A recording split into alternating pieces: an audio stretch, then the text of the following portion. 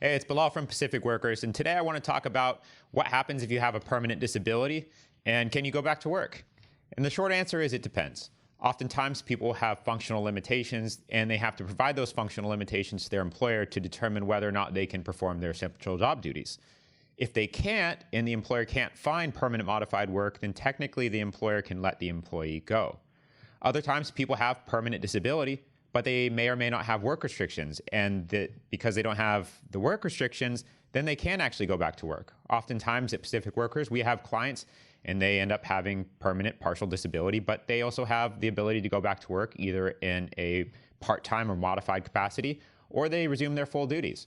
And so don't necessarily think that having a permanent partial disability means that you can't go back to your job. And if your employer is telling you that you can't go back to work just because you have a disability, that may be a form of disability discrimination. And I would highly recommend you consult with a lawyer, or if you have a pending case at the Work Comp Appeals Board and you don't have a lawyer, talk to Information and Assistance. So in addition to the work restriction component, there's also the pay. Oftentimes when people have permanent partial disability, it means they get a monetary award with their case. And the question is, can I receive my benefits at the same time I'm collecting a paycheck? And so permanent disability is a lot different than temporary disability. Temporary disability is designed as a wage replacement. It's designed to compensate you while you're off of work and you can't earn an income.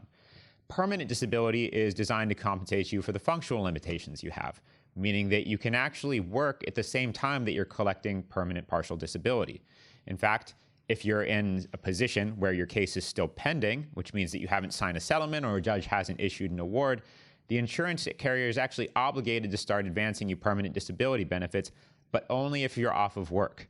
If you're working at a new job, earning at least 100% of your pre-injury earnings at your old job, or you're back at your old job earning at least 85% of your pre-injury earnings, then the insurance carrier does not have to advance benefits. However, once the case settles and you get your award, either as a settlement or it's ordered by the court, the insurance company will have to start paying the permanent disability benefits, and those aren't an offset to your income that you would earn on a paycheck. Either way, know you have rights, and it's not as simple as it may seem, and you should actually do your due diligence and check things out on Google or talk to professionals if you have any questions.